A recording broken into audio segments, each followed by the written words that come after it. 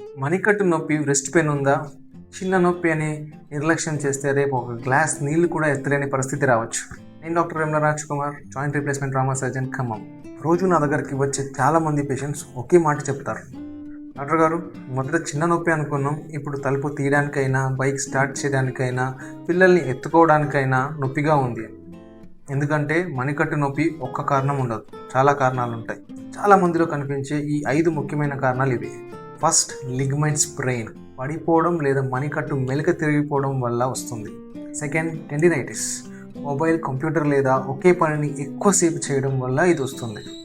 Third, carpal tunnel syndrome, వేళ్లలో తిమ్మిరి, రాత్రిపూట ఎక్కువగా ఉండడం ఉంటుంది. ఫోర్త్, గ్యాంగ్లియోనిక్ సిస్ట్, మణికట్టు మీద చిన్న గడ్డలా కనిపించి నొప్పిని కలిగిస్తుంది. ఫిఫ్త్, ఫ్రాక్చర్ లేదా ఆర్థరైటిస్, గాయం తర్వాత తగ్గని నొప్పి లేదా కీళ్ళు అరిగిపోవడం.